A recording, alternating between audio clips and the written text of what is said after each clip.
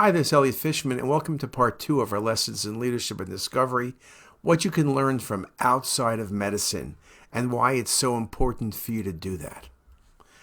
We left off with this slide by Keith Grossman. Keith has had a number of leadership roles. Most recently, he was the editor of Time magazine. Specifically, the current customers of a successful business are usually happy with the service they're receiving and are unlikely to perceive or understand changes in the marketplace that may be coming in the near future, and are unlikely to be happy with any abrupt changes brought about by the incumbent business. On the other hand, new entrants into the market, unencumbered by the expectations of any current customers, are much more likely to make the dramatic changes needed to respond to a constantly changing market. And this is just brilliant because you think about it. What happens is, think about Kodak. They really liked film. Film worked really well for 100 years. Think about Polaroid.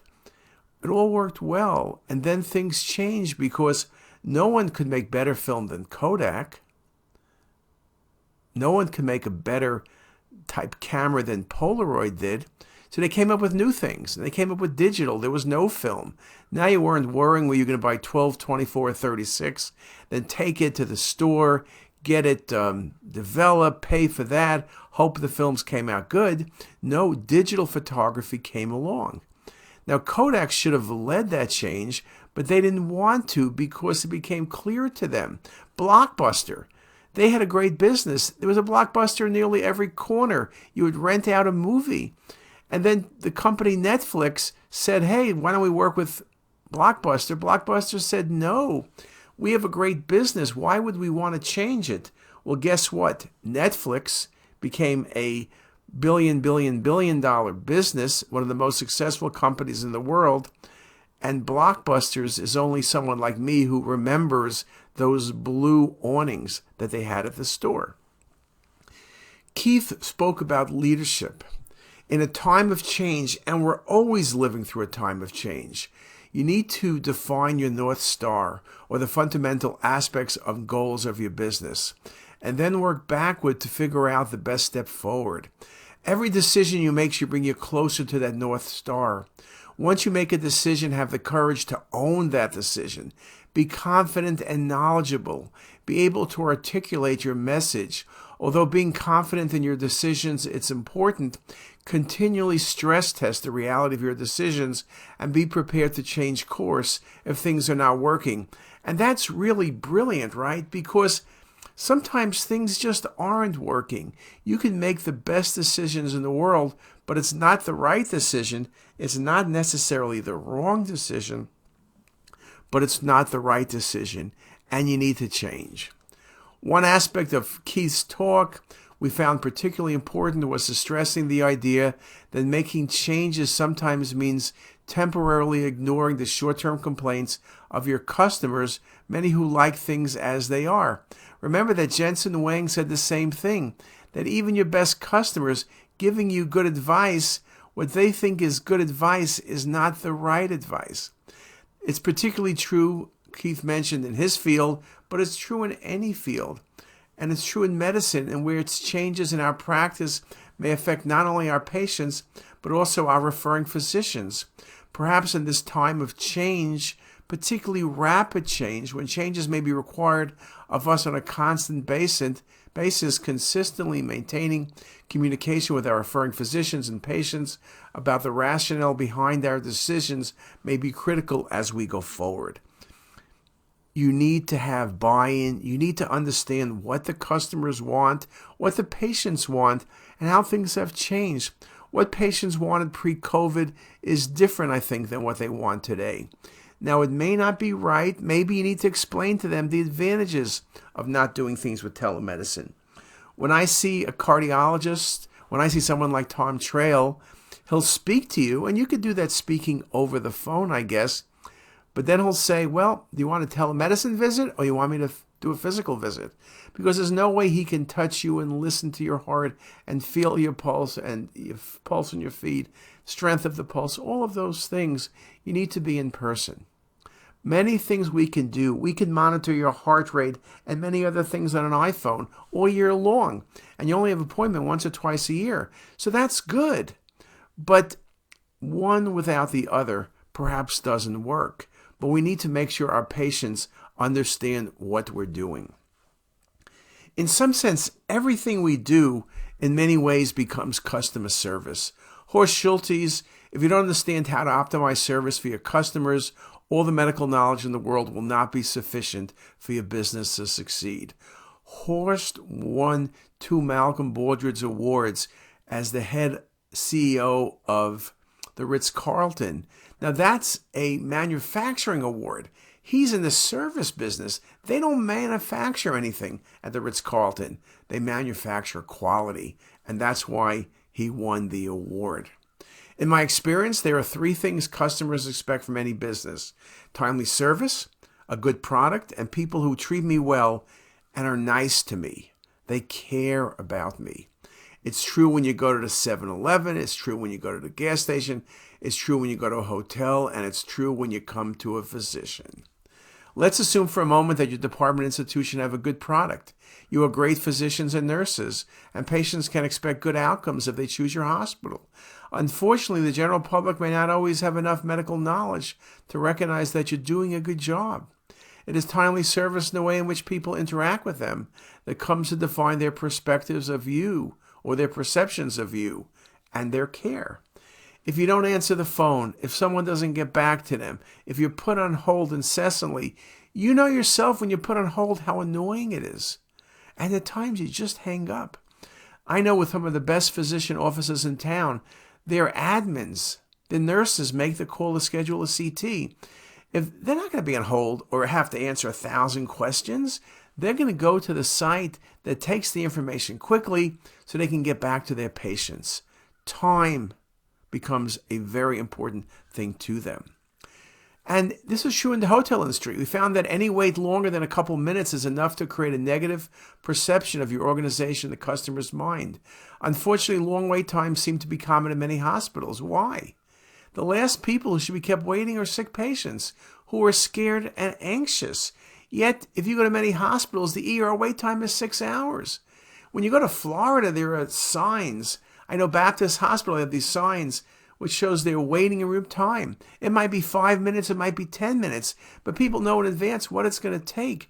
You go to a hospital in Baltimore, many hospitals, you're just waiting there. It seems like forever. You go into a room, no one sees you. What is going on here? Horst goes on to say, I hire my employees as human beings to join us and be part of us. I want them to be part of a vision and dream of our company, and I want them to gain happiness from being part of a team that creates excellence. Exactly what Jensen Wang said. His employees at Jensen Wang's, many are PhDs, but it's this team experience, this excellence. If you think about Horst Schultes, you think about a hotel, you have people parking cars and dishwashers and people serving the meals and people at the pool. Not everybody is a PhD, but they want to be part of a team. And in this era with people quitting, this is going back a few years when Horst was here, but he made the point that hotels run 100 to 200% turnover, and he ran something like 40% turnover because he made people feel special. And he said he was not paying more, but is treating people better. Just as important, I have discovered over the years that the success of a team and individual employees is highly contingent on having your organization filled with leaders rather than managers. Let me repeat that. Leaders rather than managers. Leaders give no excuses. They exude positivity, optimism, and drive, and they're filtered down to every member of the organization. Managers, on the other hand, are concerned with covering up their own lack of drive and ambitions with excuses. Horst goes on to say, finding leaders is not that easy. You're going to see many of our speakers have made that point. But I've managed to gradually fill up my organization with leaders rather than managers. And that has contributed to my employees being happy and being placed in positions where they can succeed. Hiring the right people is the key to success and should be a top priority. And whether you're Horst Schultes or whether you're Eric Becker or Paul Greenberg, each of them said the same thing. Melissa Freeman, for each enterprise or institution, the name brand is intricately attached to the value of the brand. It's the responsibility of the enterprise or institution to make sure the attributes and values attached to the brands are upheld, ensuring that brand equity is maintained or improved. Why? Because the brand helps attract customers and attract the best staff and allows a company to charge a premium for its products and services. She spoke about the brand name. If you're NVIDIA, you want to make sure people are always happy. If you're the Ritz-Carlton, people are paying more than they're paying at Motel 6. But they expect to get their value. You can get a premium if you provide premium service. Once your brand experience is established and equity is accrued, you need to protect the equity. If your institution were a chain of 5 hotels like the Four Seasons, what would happen to brand equity if one of the properties did not provide the same level of service? Or if the hotel you always stayed in suddenly began to erode in quality? Would your opinion of the whole chain change? Absolutely. Would you still recommend it as your favorite place to stay? Probably not. Consistency is key, and it's something the entire organization has to believe in and convey. You also see this comment many of the speakers have said, the entire organization. It's not just one piece.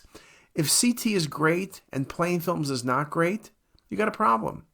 If plain films is great and ultrasound isn't, you got a problem. CT, ultrasound, MR, angio, everything needs to be really, really good. And she goes on to make the point that perception is critical. Healthcare facilities can positively affect patients' perceptions by ameliorating the experience surrounding the delivery of healthcare itself. A relative of mine recounts the experience of undergoing a thyroidectomy at Sloan Kettering. The family waited in a beautifully appointed waiting room, could be easily contacted using a sensor device loaned to them by the hospital, and were able to follow the journey of their loved one on a monitor, also via sensor. This was not only comforting for the family, but just as important, gave them a sense that the facility was indeed state-of-the-art.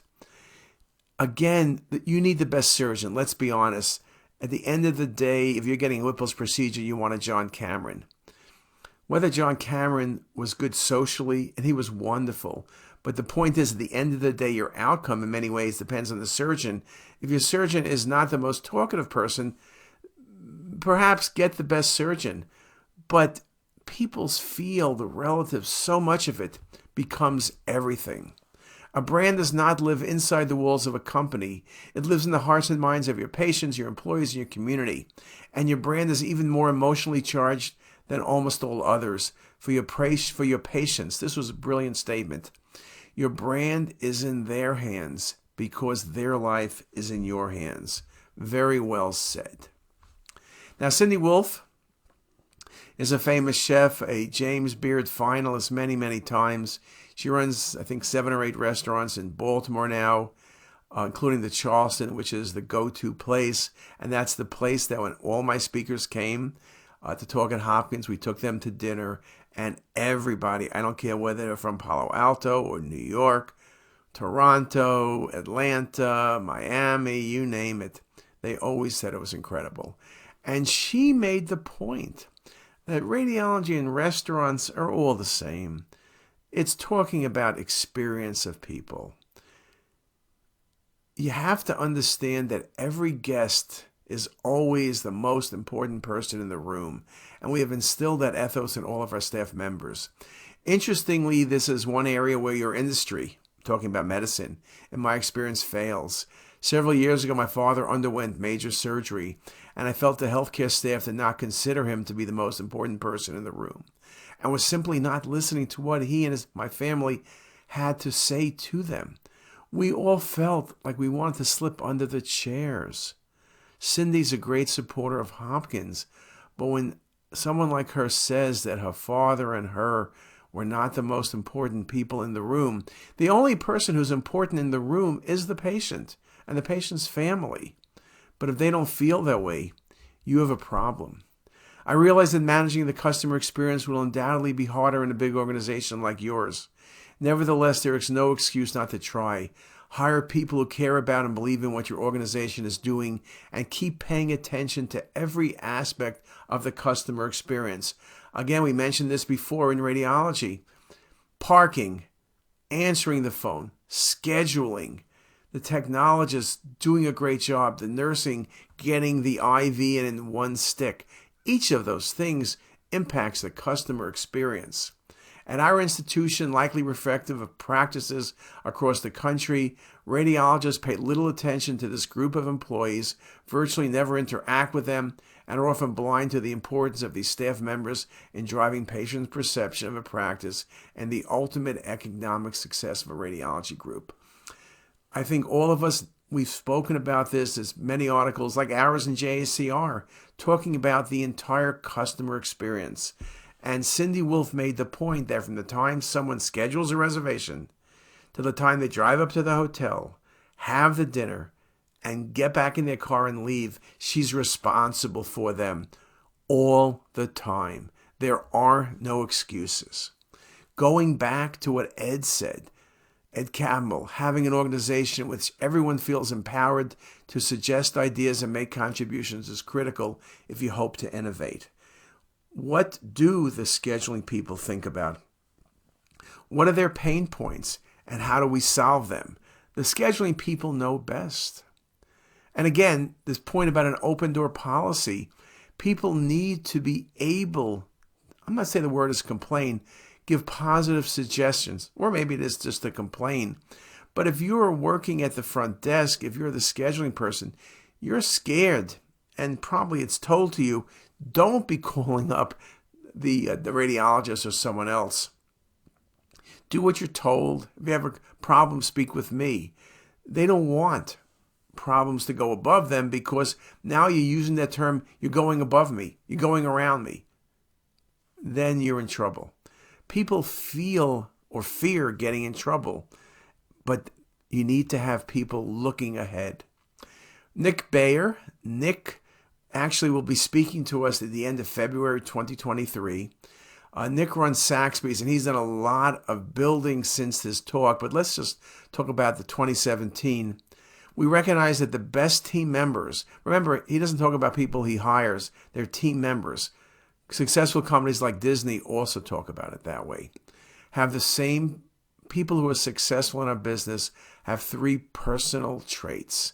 They're outgoing, detail-oriented, and disciplined, which in this world is really odd because it's hard to get people who are that good.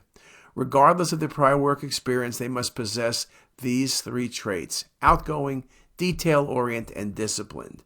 And then we can be successful. And he has rules. Treat others the way you want to be treated. But even more than that, treat others the way they want to be treated. And a double platinum rule, treat others the way they don't even know they want to be treated. Horst Schultes made the same point. You know how people want to be treated? Not at home, like they're home. They want to be treated like they're at their mother's home. Because your mother never asked you what you wanted for dinner. She knew what you wanted. She knew how you had your bed made. She knew every single thing. And everything was perfect because she knew you. That's what people want. They want to be treated well. And they will respond to that. Radiology departments need to be proactive to facilitate a positive experience for the patient. Patients who refer to radiology begin their experience when they call the schedule, the exam, and complete the experience when the physician explains the results of the test. Exactly what Cindy said, exactly what Ed said, exactly what Keith said. It's that total experience that becomes critical. Again, how do you hire? Careful selection of receptionists, nurses, technologists with these 3 skills is essential to running a department that provides a positive experience for a patient. Because of the extrinsic unpleasantries of any medical procedure, our staff needs to go above and beyond and embrace the double platinum rule. Treat others the way they don't even know they want to be treated. Anticipate patients' needs and exceed their expectations. Okay? Now, everyone spoke about, and we're going to get into more detail, about hiring. But remember that Marla spoke about how you treat your employees. If your team members are happy, they will treat the customers happy. So let me just touch on that a little bit. And Marla is the person. Again, I've worked at many companies. You know, the best leaders and executives have been able to create work cultures that inspire both clients and their company's employees.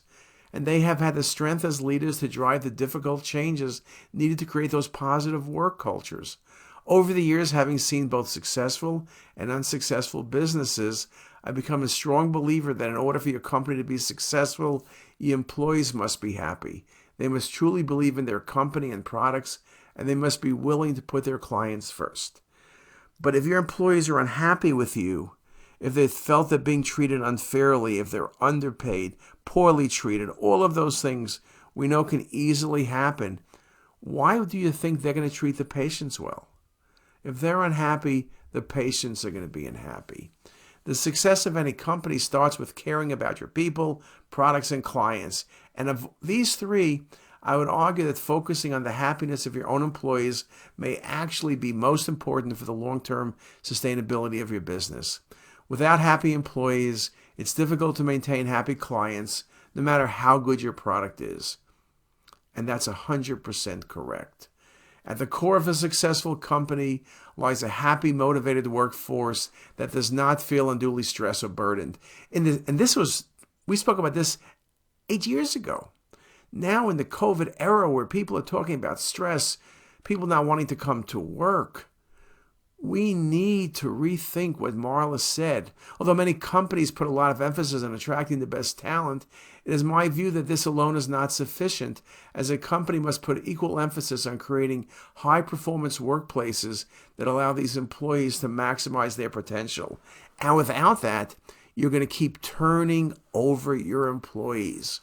Over the course of our experience with the Happiness Training Program, we've come away with 5 key lessons. Happiness is a choice rather than something one is born with, and it can be taught to individuals who otherwise consider themselves unhappy. Happiness requires the ability to balance one's personal and public lives. Feeling gratitude for the good things in one's life can help suppress many of the negative emotions that can hinder happiness and success.